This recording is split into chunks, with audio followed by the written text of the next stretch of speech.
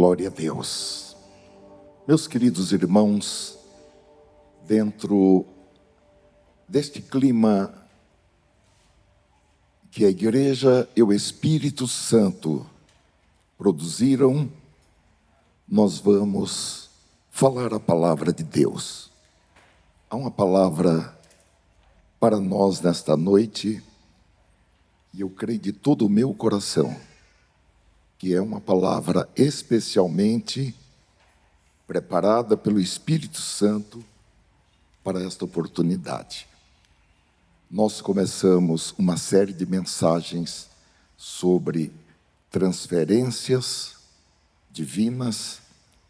Nós tivemos 2 mensagens a esse respeito. A primeira foi a transferência de cargos e funções. A segunda, a transferência da unção, tomando como base quando Moisés transferiu a unção que Deus colocara sobre ele para Josué. E hoje nós temos a terceira mensagem, que colocamos como título: Transferências de sabedoria, conhecimento, alegria e riquezas. É um combo. Sabedoria, conhecimento, alegria ou felicidade e riquezas. Nós vamos ler 4 textos inicialmente da palavra de Deus.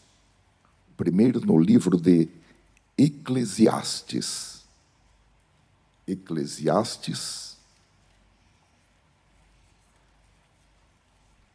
Logo depois de Provérbios, Salmos, Provérbios, Eclesiastes, capítulo 2 e versículo 26.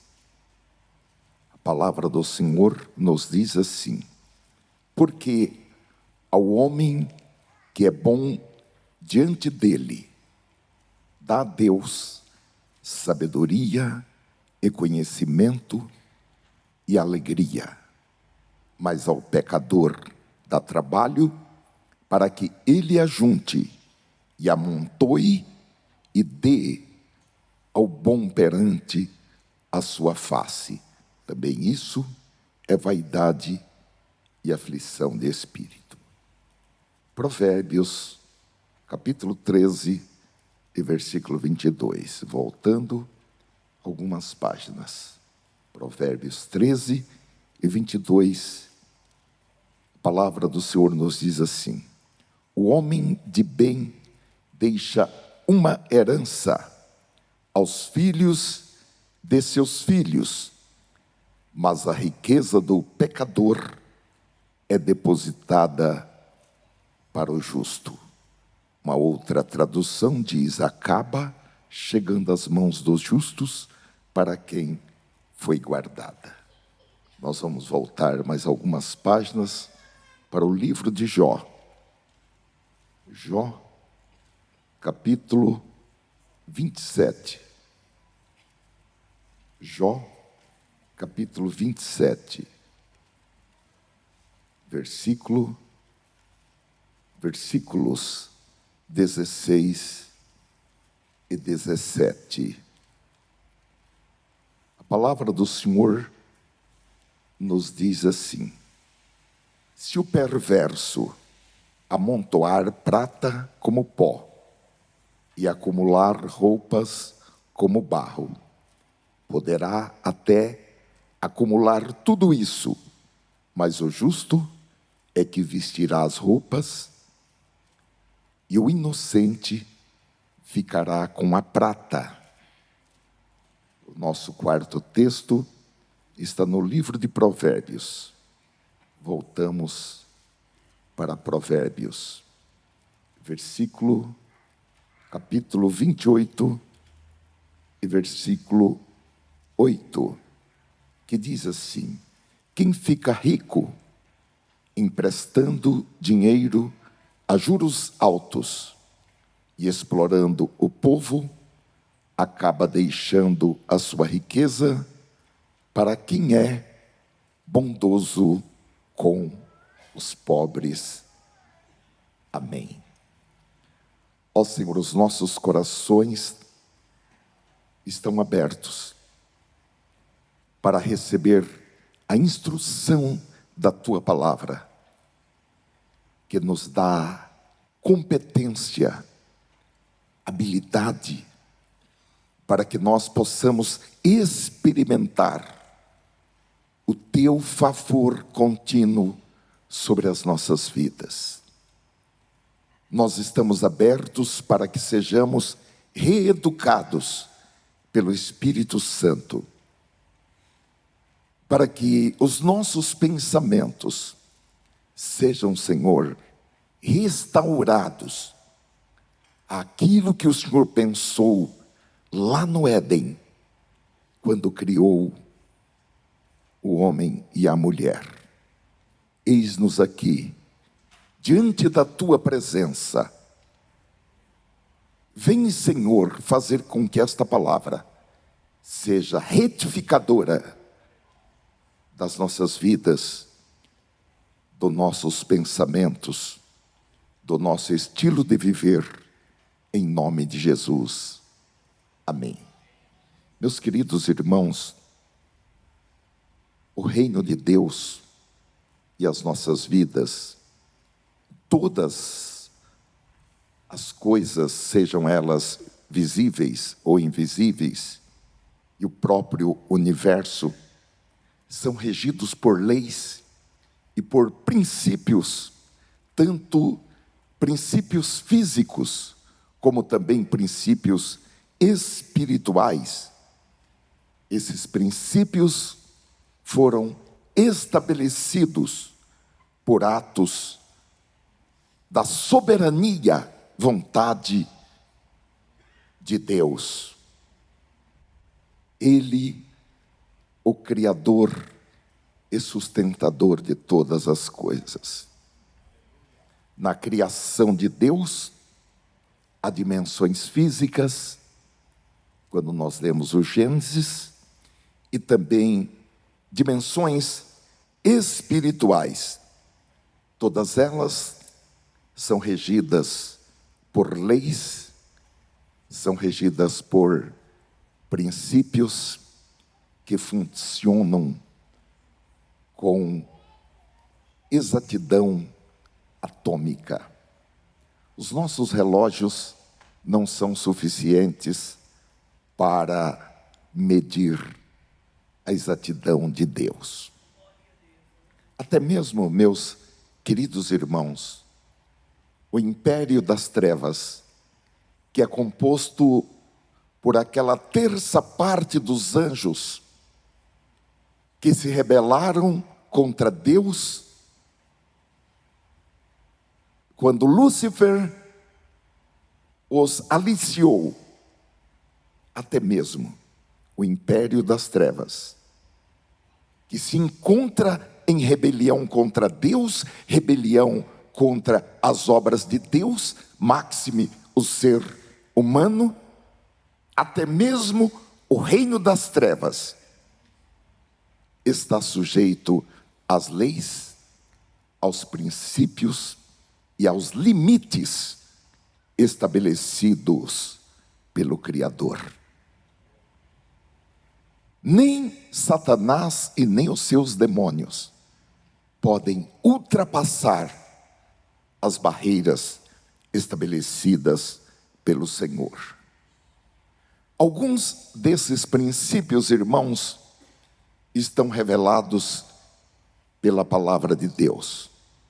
Outros foram descobertos em laboratórios por cientistas, outros pela observação, e outros princípios estabelecidos por Deus ainda estão escondidos dos seres humanos.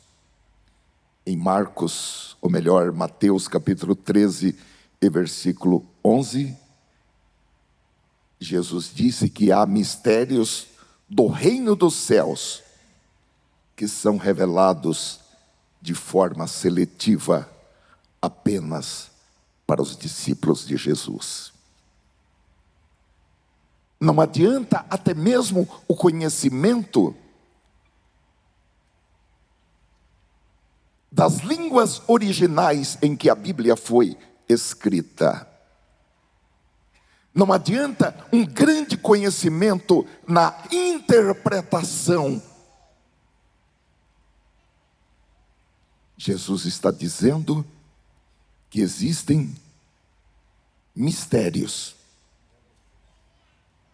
que somente são revelados pelo Espírito Santo de Deus. Agora, meus queridos irmãos, o fato de existir coisas ocultas não significa que o Senhor não deseje revelá-las. Elas são reveladas, obviamente, segundo a vontade de Deus, no tempo e no lugar certos. Salmo 25, versículo 14, diz: o Senhor confia o seu segredo aos que o temem, aos quais Ele dará a conhecer a sua aliança. Nós precisamos, irmãos, ser pessoas disponíveis para conhecer as novidades de Deus. Nós não podemos ser pessoas obtusas, pessoas limitadas, herméticas. É só até aqui, eu já conheci tudo que tinha que conhecer. Não. Deus tem novas coisas, novas revelações. Deus tem segredos que serão revelados. E quanto mais aquele dia se aproxima, que é o dia do arrebatamento da igreja, mais esses segredos que estão previstos para serem revelados nos últimos dias, a nós serão revelados. Nós somos uma geração privilegiada. E dentre os princípios estabelecidos por Deus, irmãos, nós encontramos o princípio da transferência divina. É um princípio que significa que Deus pega algo que está em um lugar ou em alguém e Ele o transfere para outro lugar ou para outras pessoas, com o objetivo de que algum plano seu seja realizado por essa pessoa a quem foi transferido algo.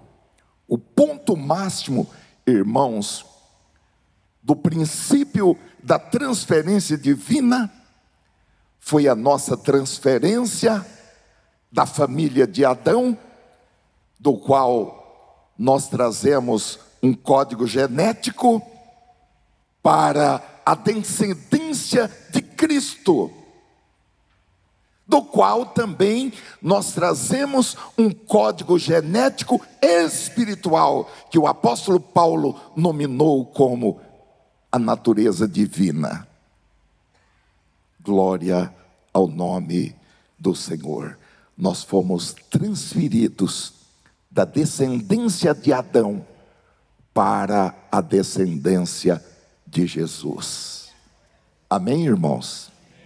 Então, nós trazemos evidentemente no nosso código genético a natureza de Adão, mas nós trazemos na nossa natureza espiritual a descendência de Cristo, desde Abraão. Bendito seja o Senhor. Então, irmãos, a transferência é um atributo divino. Às vezes Deus faz isso esvaziando o primeiro, porque a sua carreira já foi realizada, a sua carreira está completa, ele não precisa mais daqueles atributos, ele não precisa mais daqueles dons, e Deus os transfere para outro. Como nós vimos, que Deus ordenou a Josué que impusesse as suas mãos, ou melhor, a Moisés que impusesse as suas mãos sobre Josué e transferisse para ele tudo quanto ele havia recebido de Deus.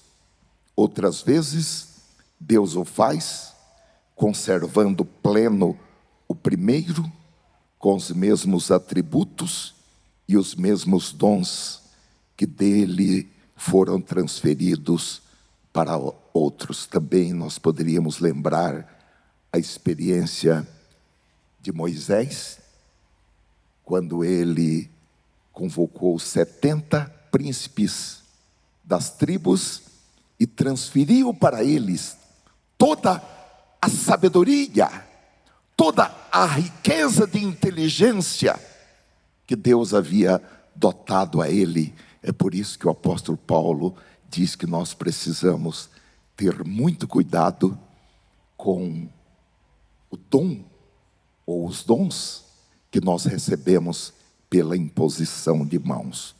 É por isso também que está escrito que nós não devemos impor as nossas mãos nesse sentido sobre alguém, sem que isso seja feito com muita parcimônia.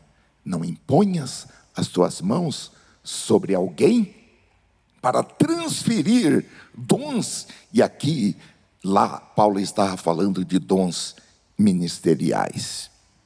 Então, meus amados irmãos, apenas um esclarecimento. Quando nós falamos em atributos divinos, nós precisamos entender que existem atributos de Deus que são comunicáveis e atributos de Deus que são incomunicáveis. Existem atributos que se referem à natureza de Deus, como a sua onipotência, onisciência, onipresença, imutabilidade e eternidade.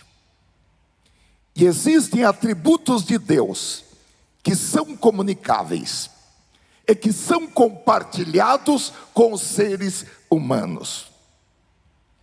São atributos que antes do pecado era nativo. A pessoa já nascia com esses atributos. Porém, depois do pecado, nativamente a pessoa não nasce com esses atributos. Pelo contrário, como disse Davi, eu nasci em pecado, fui concebido em pecado. Não é que a mãe de Davi pulou a cerca, não. É que o pecado é inerente aos seres humanos. Então, meus amados irmãos, no Éden, atributos oriundos do caráter de Deus foram perdidos. Porém, por efeito da morte de Cristo, aqueles traços comunicados que são traços do caráter de Deus, novamente podem ser vivenciados por nós, assim como também os dons espirituais que o Senhor nos outorga. Nesta noite, nós estamos cravando a nossa atenção em sabedoria, conhecimento, felicidade e riquezas. Nesta série, irmãos, como eu disse, nós já vimos os 2 primeiros e hoje nós veremos a transferência de riquezas. E se o Senhor nos permitir, no próximo domingo, nós vamos ver a grande transferência, que é a transferência da graça. Bendito seja o Senhor. Os versículos, irmãos, que nós lemos, os primeiros versículos em Eclesiastes capítulo 2 e versículo 26, nos mostram que Salomão, o autor desse texto, ele estava perseguindo a realização de um sonho, que era ser feliz. E ele, procurando pela realização desse sonho, ele pensou em coisas que ele pudesse desfrutar. E ele nos diz que a primeira coisa que ele tentou fazer para ser uma pessoa realizada na vida foi o prazer. Então, no versículo 1, Eclesiastes 2:1, ele diz: então resolvi me divertir e gozar os prazeres da vida, mas descobri que isso também é ilusão. Como muitas pessoas hoje, Salomão pensou que gozando os prazeres da vida, ele seria uma pessoa realizada, uma pessoa feliz, uma pessoa completa. Eclesiastes capítulo 2, versículo 2, nos diz que a segunda coisa que ele tentou foi o entretenimento. Ele tentou esconder os seus medos e descontentamento com a vida por detrás da máscara de estar entretido, aplicando o seu tempo com músicas, com games, com filmes, assistindo aquelas séries coreanas que os crentes gostam de assistir. Gostam? Não? Teatro, etc. É por isso, irmãos, que a indústria do entretenimento, chamada de show business, movimenta bilhões de reais. E é aqui mais cresce globalmente e aqui também no nosso país. Porque as pessoas amam o entretenimento. As pessoas pensam que se puderem se distrair o suficiente, se puderem estar em ambientes de risos, de brincadeiras, aquele lugar vazio que há na alma não vai doer muito. Mas, irmãos, é como um estômago vazio. Quando a gente está com o estômago vazio e come alguma coisa que não é bem digerida, a gente passa mal. E no final a fome é maior. Assim é também com a nossa alma. Ninguém pode substituir aquele buraco que há na alma com coisas que não digam diretamente respeito à alma. Conta-se que um homem de meia idade, lá pelos seus quase 50 anos, infeliz e deprimido, visitou um médico que lhe fora recomendado. E o médico perguntou: o que o senhor tem? Qual é o seu problema? E o homem, com aquele rosto triste, disse que estava sofrendo de uma doença sem esperança, porque há muito tempo ele estava atormentado, aterrorizado por tudo que havia ao seu redor e nada lhe dava prazer. Nada lhe divertia ou lhe dava uma razão para viver. E o médico disse: eu vou ajudar você. E ele disse: se o senhor não me ajudar, eu tenho que me matar. Então o médico aconselhou o homem a sair de si mesmo, encontrar coisas que o divertissem, que o animasse, que o fizesse rir, sair da rotina do dia a dia. E aquele homem perguntou ao médico: doutor, onde eu posso encontrar esse tipo de diversão? E o médico respondeu: há um circo que chegou recentemente aqui na cidade. Vá ver o palhaço Grimaldi. O palhaço Grimaldi é o homem mais engraçado do mundo. Você vai ficar lá uns 40 minutos dando risada. E ele vai curar você. E o paciente olhou para o médico com lágrimas escorrendo pelo rosto e disse: mas doutor, eu sou o palhaço Grimaldi. Eu sou o palhaço Grimaldi.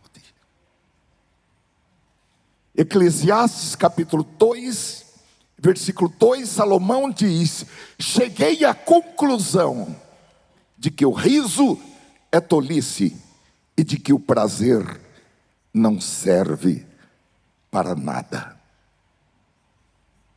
Terceira coisa, irmãos, que Salomão menciona que ele procurou foi o álcool.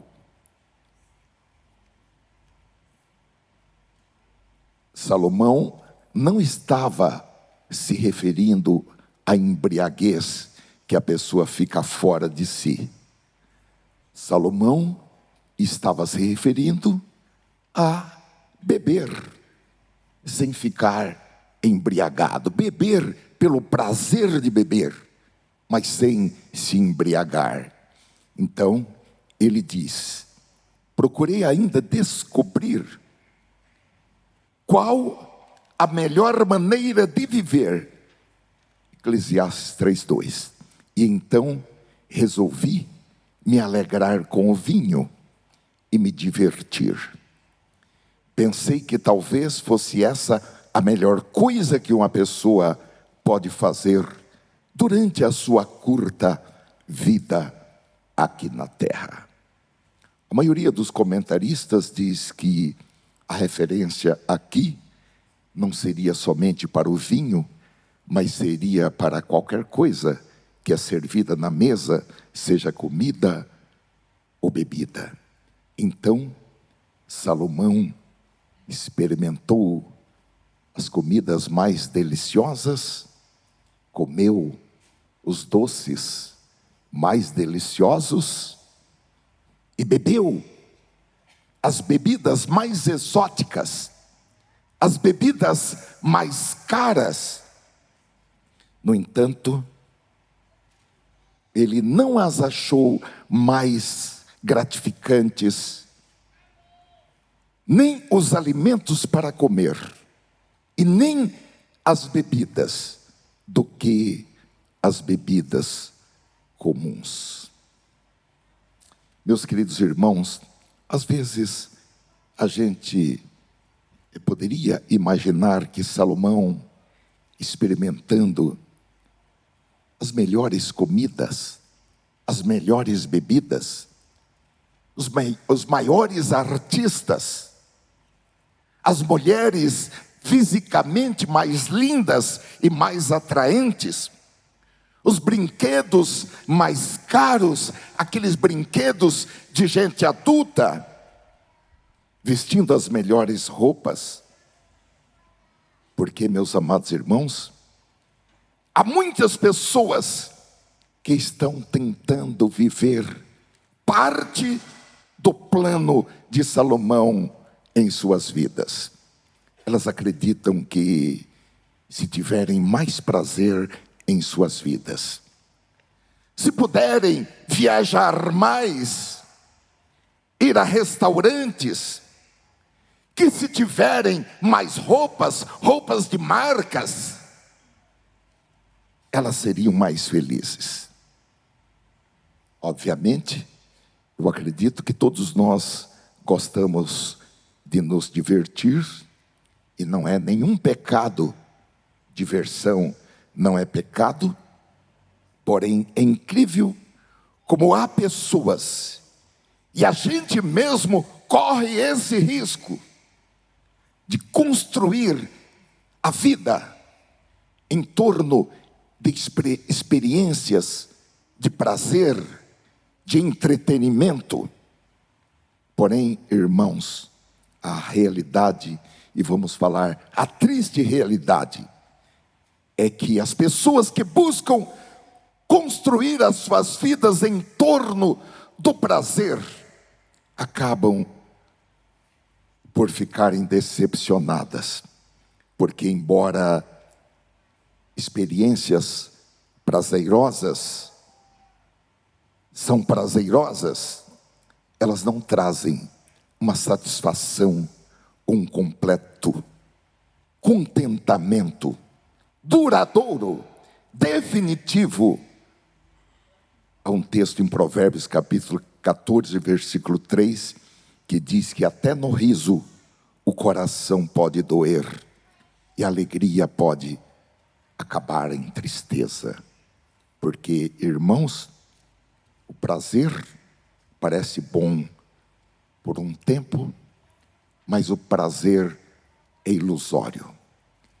E quanto mais nós procuramos o prazer, menos nós o encontramos. Quanto mais nós ansiamos pelo prazer, menos ele satisfaz. Eu estou me lembrando de uma senhora que congregou comigo. Ela tinha uma linda aposentadoria, porque ela se casou com um homem muito importante, e o homem morreu. Então, ela ficou viúva, mas ficou com aquela linda aposentadoria que todo mês caía lá na conta dela. Mas ela era consumista. A aposentadoria dela era alta, mas ela ficava deprimida e ia para o shopping fazer compras. E as moças da loja falavam: compra, dona fulana de tal, compra, leva mais esse aqui, leva esse daqui também, dona fulana de tal. Olha como ficou bonito para a senhora, isso aqui foi feito para a senhora.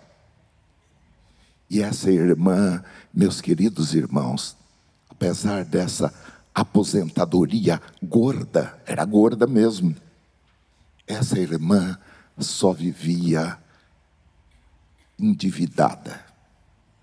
Meus queridos irmãos, qualquer coisa que nós colocarmos em nossa vida como objetivo de vida para trazer felicidade,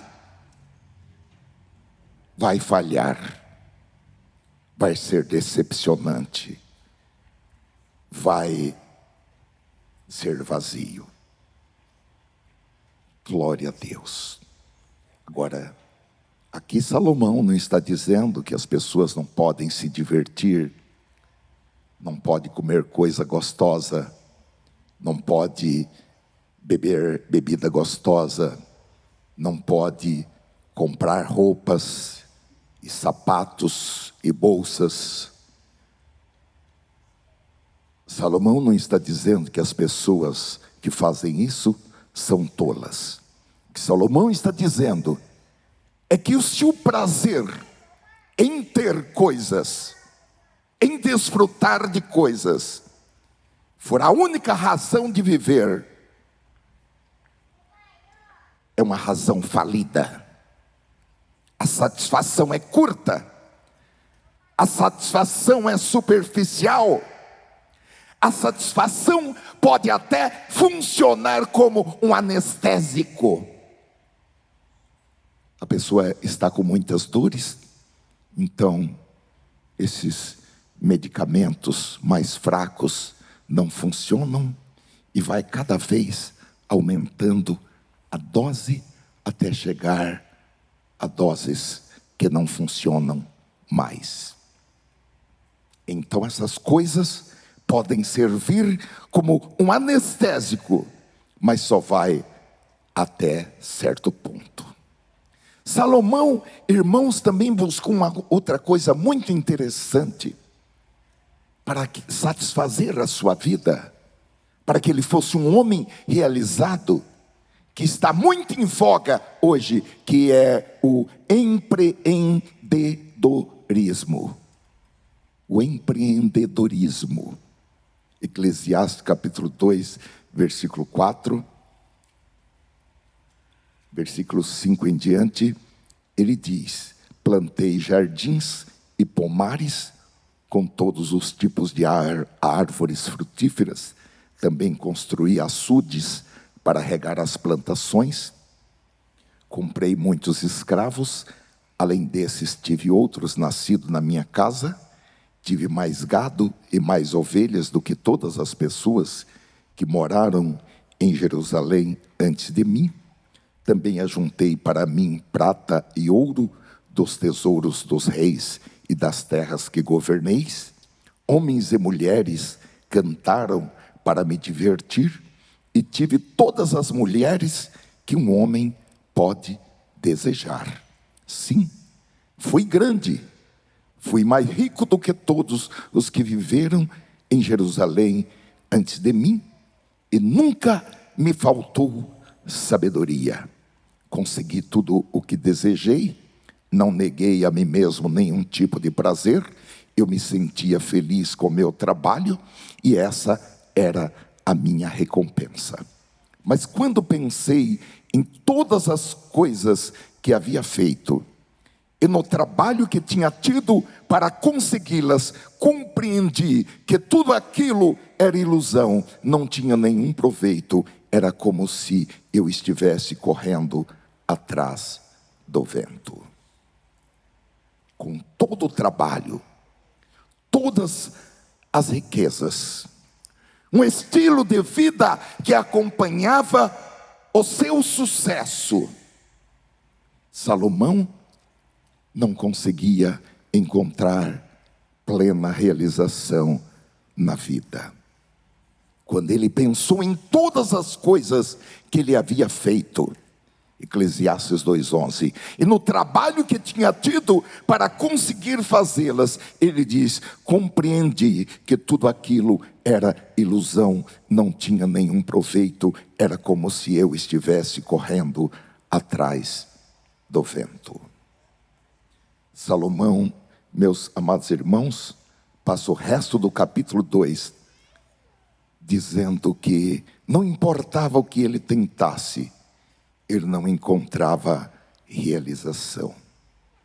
Olha, meus amados irmãos, há estudos e pesquisas que indicam que a maioria das pessoas superinteligentes, superdotados, são pessoas miseráveis,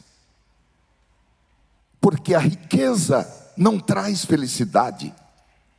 O sucesso na carreira profissional, no comércio, na indústria, nas artes, nas ciências, por si só não trazem felicidade.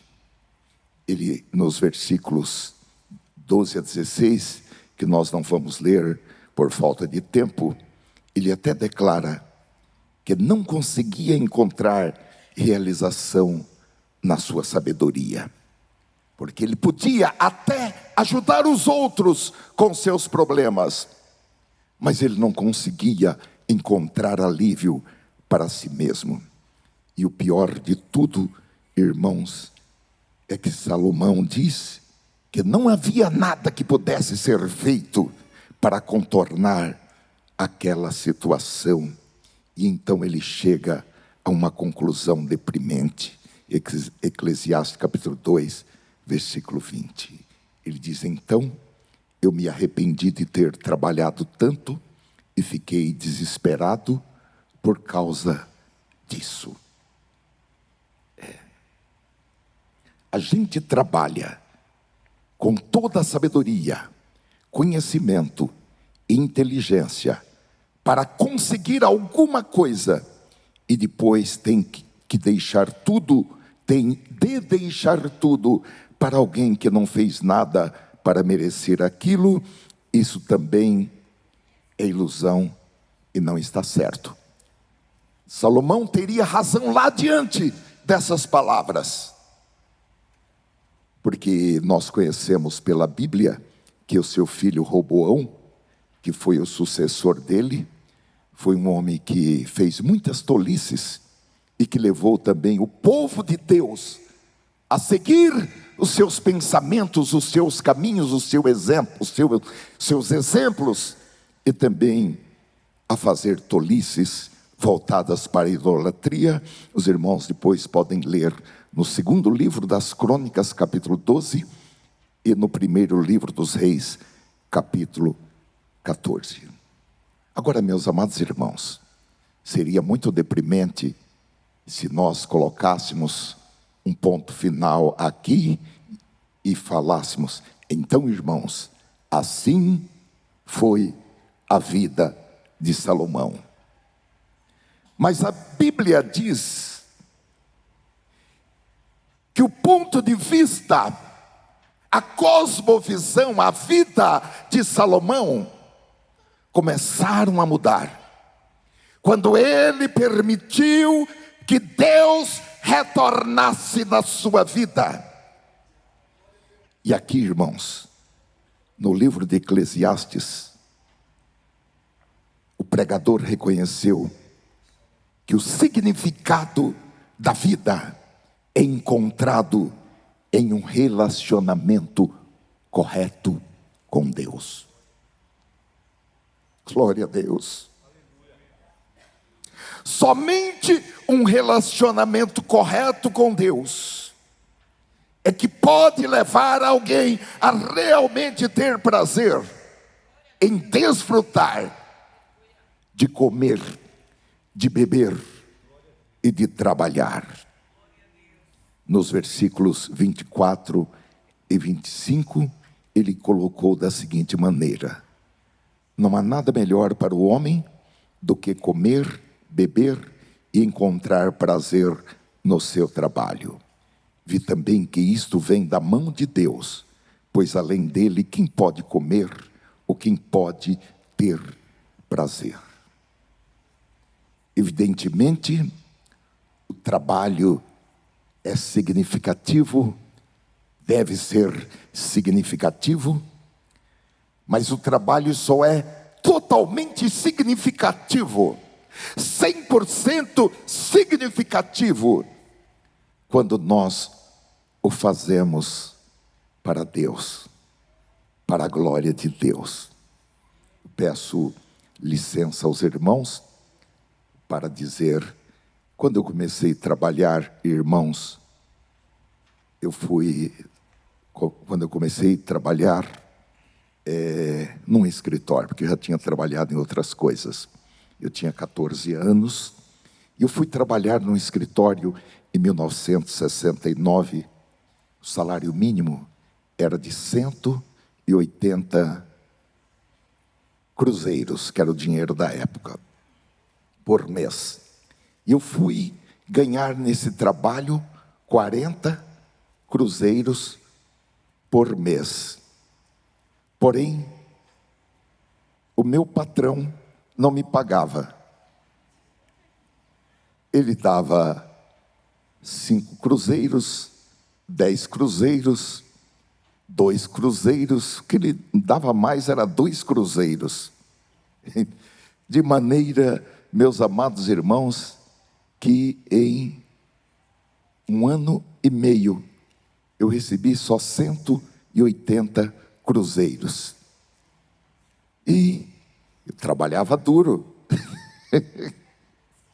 Eu levantava cedo e trabalhava sábado, domingo, porque era um cartório, uma cidade onde vinham muitas pessoas da zona rural. Então a gente trabalhava sábado fazendo casamentos, etc, etc. E também domingo atendendo o povo que vinha da zona rural. E meus amados irmãos, eu assentei no meu coração trabalhar naquele lugar, não como servindo aos homens, como a Bíblia diz, não servindo aos homens, mas servindo a Deus, porque a recompensa vem de Deus, e Deus não fica devendo nada para ninguém. Olha, meus queridos irmãos, teve até um episódio interessante. Eu estava trabalhando há 3 meses naquele cartório e surgiu um emprego. Nós tínhamos um vizinho que era contador do Bradesco, e daí falou: tem uma vaga. Na época falava contínuo, que era hoje office boy. Tem uma vaga para contínuo lá no Bradesco. Qual era o salário? 300 cruzeiros. Meu pai, na hora, deu glória a Deus. Olha Deus operando. Olha Deus atendendo as nossas orações. E minha mãe falou: olha, foi Deus que preparou esse trabalho para você. Você só vai sair dele quando Deus mandar. Então outro rapazinho foi lá para o Bradesco ganhar 300 cruzeiros por mês. E eu fiquei lá no cartório ganhando 40 cruzeiros por mês, e o homem ainda não pagava.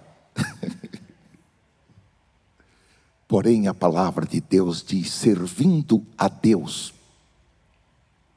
Isso é uma palavra repetida no Novo Testamento e que tem respaldo no Antigo Testamento. Não servindo aos homens, mas servindo a Deus. Eu até grifei na minha Bíblia, na época, falei: eu tenho que arrumar alguma coisa assim para me deixar feliz, trabalhando aqui, sem receber, ganhando 40 cruzeiros por mês. Meus amados irmãos, em 1 ano e meio, 2 anos, o meu patrão foi preso, o outro que era o perto dele foi preso, e eu fiquei sendo o único funcionário daquele cartório. Daí disse um promotor, muitos anos depois, que ele foi com o juiz naquele cartório, e o juiz falou: e agora, o que a gente faz com esse cartório? E ele falou: já esse menino que cuida desse cartório, deixa ele aí mesmo. Meus queridos irmãos, eu tinha 16 anos, eu não fiquei sendo o responsável de direito por aquele cartório, porque eu era menor, mas eu fiquei sendo o responsável de fato. Vinha uma pessoa, uma vez por semana, assinar tudo, eu fazia tudo. Aí eu passei a usar camisa de manga comprida, para parecer assim, um cara mais responsável e tal. Meus amados irmãos, eu nunca mais fui empregado de ninguém. Vale a pena atentar para aquilo que a Bíblia diz. Não é o que nós sentimos, não é o que nós pensamos, não é o que as pessoas dizem, não é o que as leis dizem. O nosso comportamento, ele está fundamentado na palavra de Deus. Então, o trabalho tem que ser significativo, mas ele só será suficientemente significativo quando nós o fazemos para a glória de Deus. E quando Salomão voltou para si e permitiu que Deus fosse o ponto central da sua vida, que o seu foco estivesse em Deus, tudo em sua vida se tornou gratificante. A conclusão de Salomão e a nossa é que se você deixar Deus fora da sua vida, a sua vida será somente uma bolha. E mais cedo ou mais tarde, essa bolha vai estourar. Agora, quando Deus está no ponto central da sua vida, você pode se lembrar da sua comida, da sua bebida, do seu trabalho, das suas conquistas, do seu entretenimento e considerá-los como algo que vem das mãos de Deus, algo que se torna digno para ser apreciado. Então Salomão conclui no versículo 26, ao homem que o agrada, ou seja, ao homem e à mulher que encontra mecanismos para agradar a Deus, Deus recompensa com sabedoria, com conhecimento e com felicidade. Quanto ao pecador, não é aquele pecador que por deslize uma hora ou outra pisa na bola, mas ele está falando daquele pecador ímpio, aquele pecador que não dorme enquanto ele não pensa, não maquina alguma coisa contra alguém. Quanto ao pecador, Deus o encarrega de ajuntar e armazenar riquezas para entregá-las a quem o agrada. Isso também é inútil e é correr atrás do vento. Eu gostaria, irmãos, que a nossa atenção se voltasse agora para a parte final deste versículo, onde diz, eu peço a fineza de voltar essa segunda parte. Quanto ao pecador, Deus o encarrega de ajuntar e armazenar riquezas para entregá-las a quem o agrada. O ponto de atenção aqui é na transferência de riquezas do pecador, do ímpio, para o justo. Esse tipo de transferência de riquezas, irmãos, não é um conceito novo na palavra de Deus. O texto que nós lemos em Provérbios 13 e 22 diz: o homem de bem deixa uma herança aos filhos de seus filhos, mas a riqueza do pecador é depositada para o justo. Olha, meus amados irmãos, a Bíblia registra várias transferências de grandes riquezas, riquezas de ímpios, que foram transferidas para homens e mulheres que agradaram a Deus com seus estilos de viver, com seu modo de vida, agradaram a Deus. E Deus fez com que riquezas de ímpios fossem transferidas para eles. Nós estamos tendo o privilégio de receber essa instrução do Espírito Santo, para que, irmãos, nós possamos tomar resoluções em nossas vidas, para que possamos estar aptos para que Deus possa realizar essas transferências para as nossas vidas. No próximo domingo, permitindo o Senhor, eu quero continuar esse assunto, porque a nossa hora está esgotada. Amém? Ó Senhor Jesus, eu quero te louvar por este privilégio de compartilhar com os irmãos esta revelação, este conhecimento. Nós vamos, Senhor Jesus, usar as palavras da tua oração para dizer: Pai, graças te damos, porque ocultastes estas coisas a muitos sábios e entendidos, mas revelaste aos pequeninos. Aqui nesta noite, na rua Paulo de Avelar 75, espalhando-a por meio da internet para outras pessoas. Como o Senhor podem ver, os nossos corações estão abertos, estão dilatados em amor, em gratidão, porque nós nos sentimos como filhos amados, filhos cuidados, filhos acariciados, filhos protegidos, filhos dirigidos. Em um mundo onde existem tantas vozes, em um mundo onde existe tanta sedução, o Senhor nos congrega aqui como o teu povo, a tua família. O Senhor nos congrega aqui como os teus discípulos, para que nós possamos ser instruídos naquilo que o Senhor reservou apenas para os teus discípulos. Recebe, Senhor, a nossa gratidão, o nosso louvor, a nossa adoração.